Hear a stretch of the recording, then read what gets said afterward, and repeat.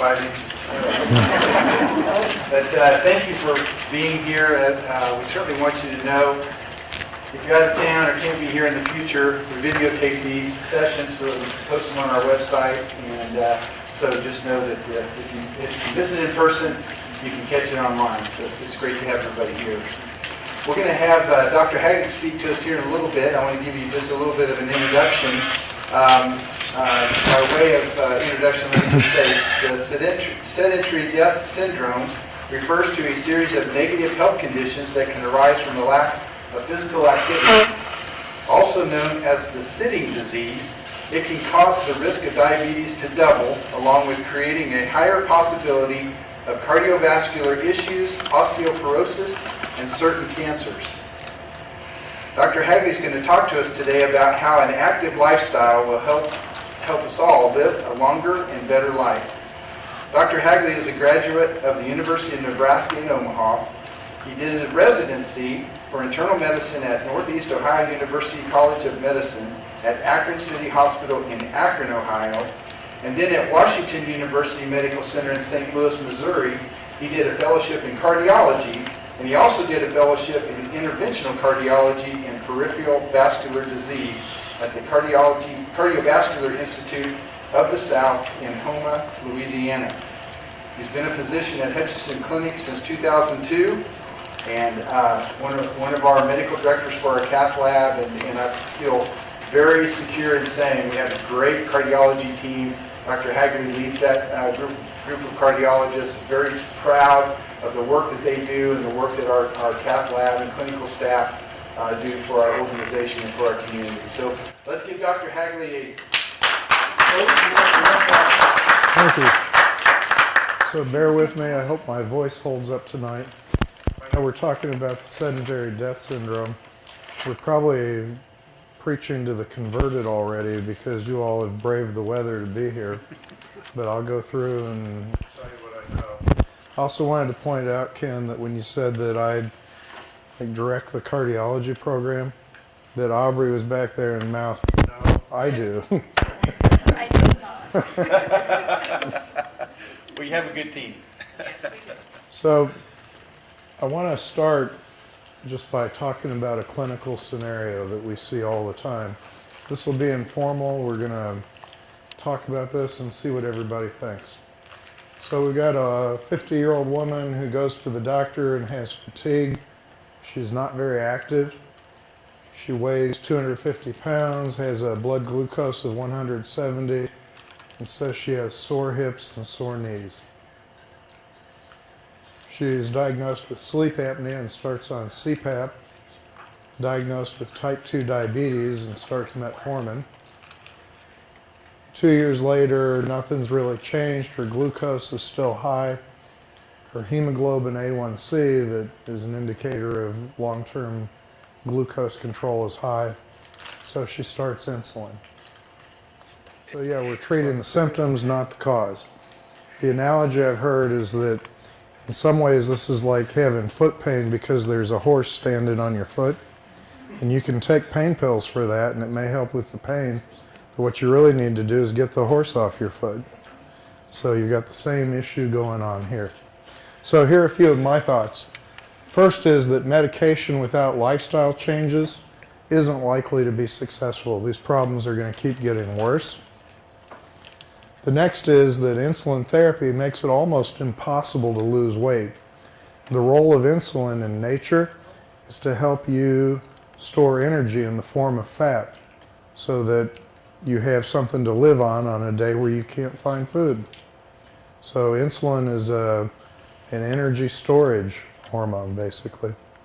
And finally, insulin may be a trigger for developing atherosclerosis and cancers because insulin is a growth hormone. So there's a lot of pressure in medicine now to meet what the government calls quality indicators.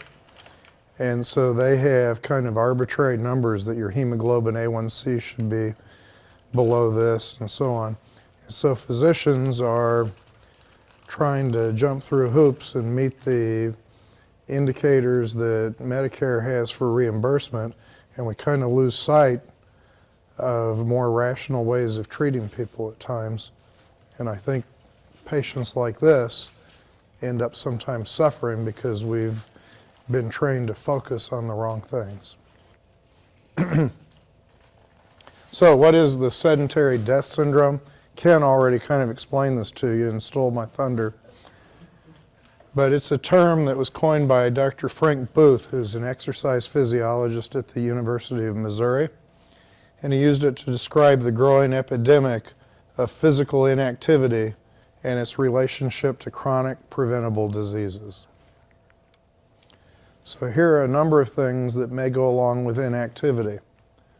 All-cause mortality, coronary artery disease and stroke risk, cancers, and I have another slide on this, type 2 diabetes and obesity, high cholesterol, high blood pressure, immune problems, neurologic disorders including general functional decline, depression and dementia, osteoporosis with falls and fractures, and arthritis.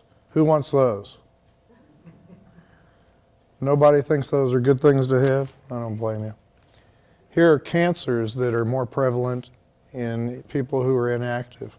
Prostate, breast, colon, lung, ovarian, and endometrial cancers. So these are, again, significant problems that all of us would like to avoid if we can. There was an article not too long ago that made the claim that inactivity is as deadly as smoking. And this was a population-based study that showed that physical inactivity contributes to about 5.3 million deaths annually in 2008, and this compared to about 5 million deaths attributed to smoking.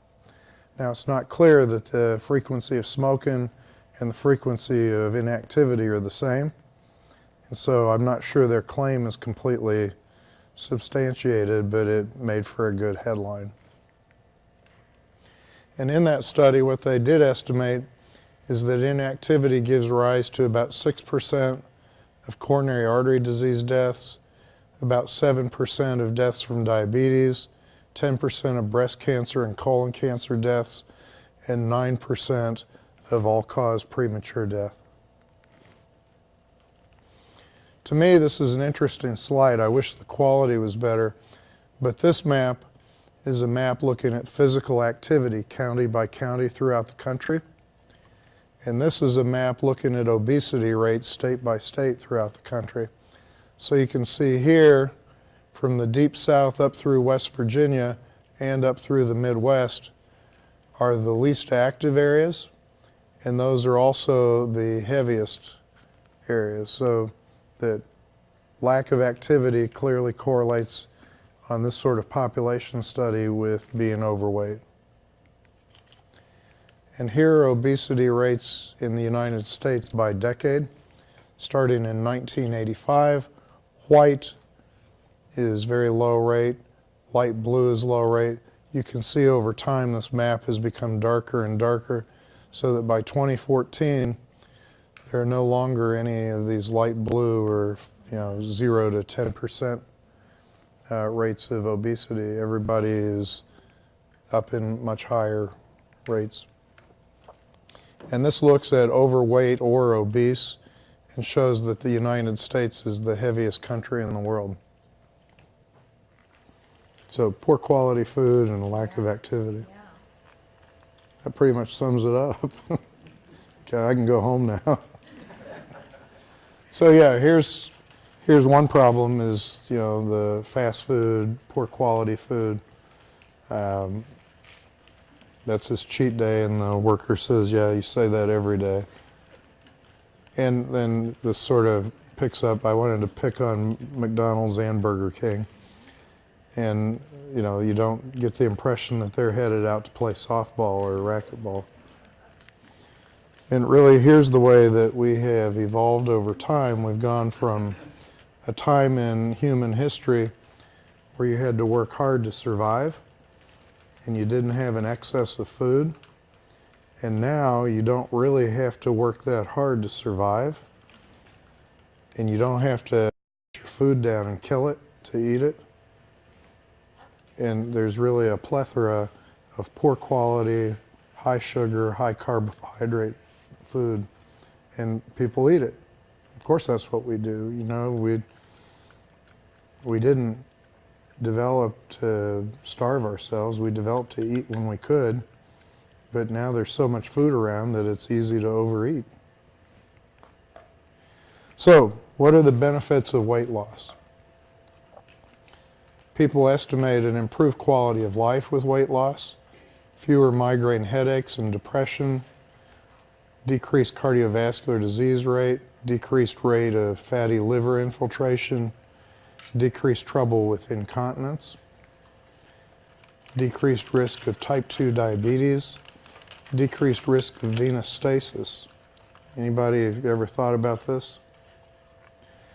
I have people all the time in my office with venous stasis, and if they're overweight, I tell them, you know, if you lose weight, that'll help, because the blood to get out of your legs has to come up veins through your pelvis and into your vena cava. But if you have lots of abdominal contents resting on your pelvis, then it makes it hard for the venous blood to flow through there. Overall mortality is reduced, decreased risk of gastroesophageal reflux, sleep apnea, polycystic ovary syndrome, lipids improve, arthritis improves. I don't know why they put lipids on there twice, but anyway, those things all benefit from weight loss.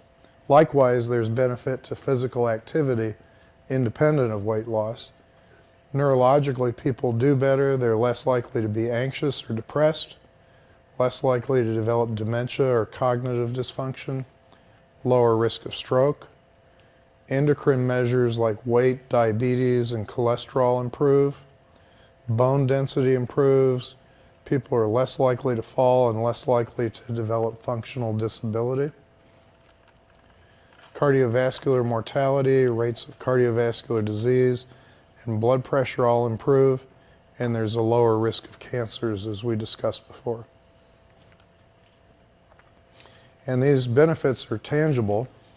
If you look at 65-year-old men or women, for the sedentary, here's the risk of dying per year, 2.4% and 1.5%. 150 minutes of exercise per week will reduce that for men and women. 300 minutes of exercise per week will reduce that even more. So not only is exercise beneficial for reducing your mortality risk, but the benefit is dose dependent.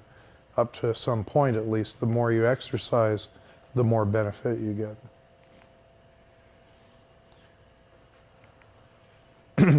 So here are some practical ideas about things that we can do to be more active.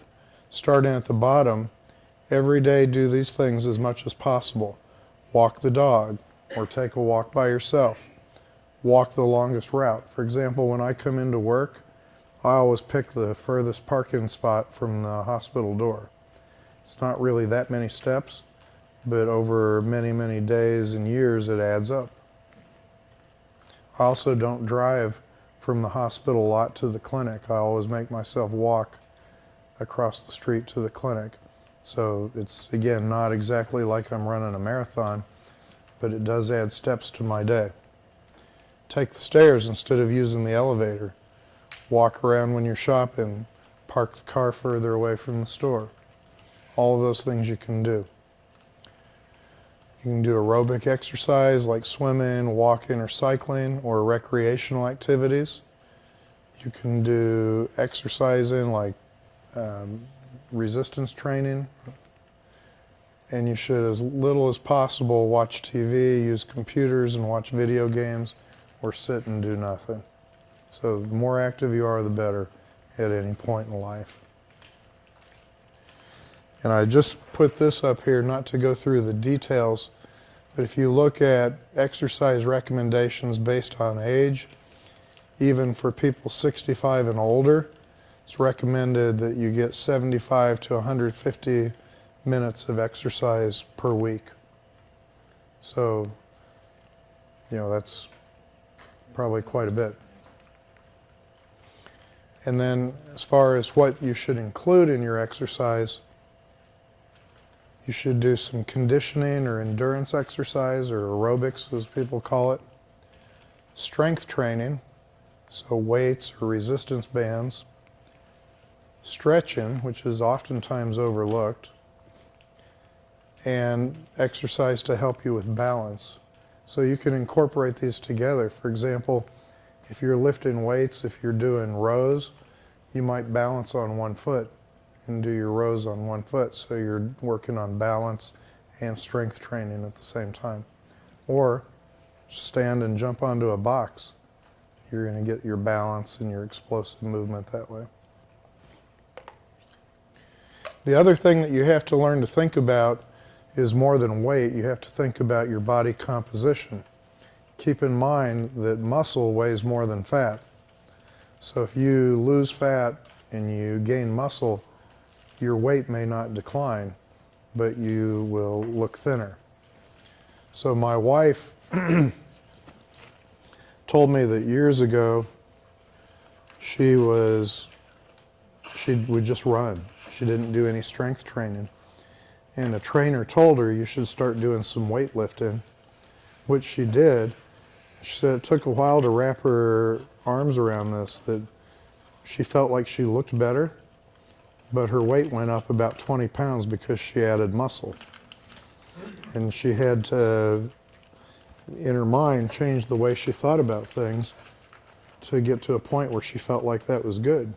Now, unfortunately, she got to that point and has continued to do weight training, but you need to think about that and recognize that muscle is just denser than fat. Also, if you add muscle, that helps burn fat. Muscle is metabolically active, so even when you're sleeping at night, that muscle is going to be consuming some energy. And that sort of leads to the idea of healthy weight loss versus non-healthy weight loss. So if you just starve yourself, you can lose weight, but you may not gain strength. You may have poor strength and reduce your overall body function.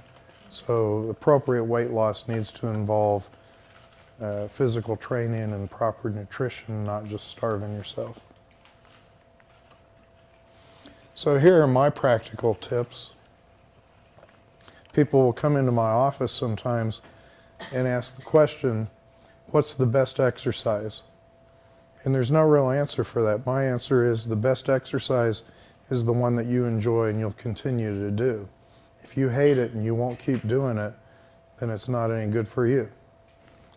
So you have to find something you love that you'll keep coming back to do, and that may change over time. I was just telling the story about a friend of mine who I used to grapple with or do jiu-jitsu with, and we did that for about 10 years and had a great time. And then recently he had eye injuries that were related to that, so he had to quit. So after 10 years of that, he's no longer able to grapple, so he's taken up wall climbing instead. So you've got to just find something that you enjoy that will keep bringing you back to do it. Park further away from your destination. Mike, if you want to see what I'm driving, always look at the furthest parking spot from Walmart or Dillon's or wherever. I park a long ways away and walk, and our kids are just kind of used to it. They expect to walk to get into the store. Take the steps. Decrease your TV time and sitting time, and make physical activity part of your personal lifestyle and your lifestyle with family and friends. So now I'm going to talk a little bit more about what I actually do. This is me, and these are inverted rows. I don't like to do things where I'm just isolating a bicep or doing a Susan Summers, trying to develop one little muscle on the inside of my thigh. That's pretty useless exercise. So I want to have multiple muscles involved in whatever I'm doing. So I do this where I lay on the bench, pull my chest up to the bar. That's a pulling exercise. I'm pulling my body up. So then I alternate that with a pushing exercise where I do push-ups on a Bosu ball. So now I'm doing multiple muscle groups pulling, multiple muscle groups pushing, and so I'm balancing that workout. Here I am doing leg raises, working on abdominal muscles and muscles that flex the hip. And then I'm on a bench and raising my body up, so now I'm doing extension at the hips. Again, I don't ever do one exercise and stop. I do one exercise and then I do the opposite sort of exercise to try to get that balance. Here I'm raising a plate up into the air over my head. Here I'm taking a medicine ball and slamming it down. So again, just opposite types of movement. This is one I love that uses multiple muscle groups. I do a push-up on dumbbells. So I go down, I go up, and then I row each dumbbell. So once I'm up, I pull up one and then the other. So you're using your core strength the entire time you do this, plus you're doing pushing and you're doing pulling. If you ever want to find out how weak you are, try these and do a few reps and see. You will hate them the first time you do them. I do some cardio or just endurance training, stretching. I can actually scratch my ear with my big toe.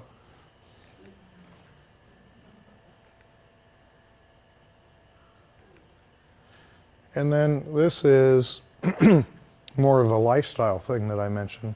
This was our last blizzard before tonight. And my 10-year-old daughter and I decided to go out and take a walk. Now, ostensibly, we were out hunting for deer sheds. I knew we weren't going to find any sheds that day, but we decided to go out and scout the places where we might find some. So we're out walking around. I get to represent the Buckeyes right here. And we just had a beautiful walk. You know, you bundle up and get outside. So a mile or so of walking around is a good thing. This is grappling. So this was my friend who had to quit. I'm adding to his eye injuries right there. So I've been doing that for about probably 12 years now. This was me getting promoted to red belt not too long ago. Here's my daughter, 10 years old, busting out a few chin-ups. She just kind of expects she's going to do these things. We say, come on into the gym with me. There she's doing inverted rows. Here she is trying to get a fast break on the basketball court. This is our 15-year-old who is on the dance team at Hutch High. And she also plays on, as a freshman, played on the varsity tennis team at Hutch High. And this is our 18-year-old who's a serious tennis player and is going to Washburn University to play tennis this year. So, I guess the point of all of this is that we just make physical activity part of our family activity, and if any of the girls get tired of whatever sport they're in, so, you know, I don't want to play soccer or whatever, the next question is, okay, well, what are you going to do instead? Because you got to do something. So, we're not trying to mold them into one specific thing, but they need to be out there all the time. So let's go back to our scenario here. 50-year-old woman who goes to the doctor with fatigue, and she admits to being inactive. Her weight's high, blood glucose is high, her joints hurt. She has sleep apnea and is diagnosed with type 2 diabetes. Doesn't get any better, and then she starts on insulin. So with this kind of information, what do we say now about how she's treated versus how she should be treated? So, I guess my point on that patient was that I can't criticize everything about this hypothetical care, but the fact that there was no exercise or diet prescription involved here is not good. And I would think that that should be the cornerstone of treating these problems, and that the medication should be secondary approach. So I want to talk about some options for getting fit. And some of these are hospital-based and others are community-based. So, for example, cardiac rehab and pulmonary rehab are good programs and they can help people function better and live better. But in order to get into those programs, you have to have an appropriate cardiac diagnosis or an appropriate pulmonary diagnosis. You can't just go and sign up and say, I want to do this. You have to have one of a list of specific problems in order to get into the program. We have good programs. We have great staff and a great facility. And if you have a heart problem and need that, they're terrific, but they only apply to some people. So another option is physical therapy. Same sort of deal. You can't just go and say, well, I want to have physical therapy. You need to have an injury or a specific sort of surgery or something that indicates that you would have medical benefit from physical therapy. Once again, physical therapists do a great job and they'll get people up and moving. So if that's right for you and you have coverage for that, it's something you ought to take advantage of. Or personal trainers. There are a lot of personal trainers at gyms who like to work with people. Some are better than others. The topic today is sort of physical activity as people age. And in Hutchinson, we have 2 trainers I know of who like to work with older people. One of them is a guy named Tony Ojeda who has a gym that he just opened over at the mall. And I've had a number of patients who've gone to see him and are very pleased with the way that he works with them and gets them moving and getting stronger. The other person who does this very well is Anna Woods, who has a gym called She Strength. And I texted or messaged with her a little bit. And she said that the majority of her one-on-one personal trainer clients are middle-aged to older women. So she specializes in physical fitness for women. So that both of those are great resources for people who are out of shape, want to exercise, and don't qualify for any of the medically necessary problems here. Group exercise is appropriate for some people. In order to benefit, you usually have to be at least some level where you can start into the group exercise activities. Group exercise activities are available at a variety of gyms. Do they have that at Planet Fitness? Group exercise? What they do is, to my knowledge, is they have, if they get enough people together and do it. So Planet Fitness, Genesis, the YMCA all have group exercise programs. Elmdale has group exercise, so there are a lot of opportunities here. And then water exercise, which would be available in Hutchinson, just at the YMCA. But water exercise has an important role, I think, in people who have joint problems, because the water gives you some buoyancy and takes some of the strain off of your joints.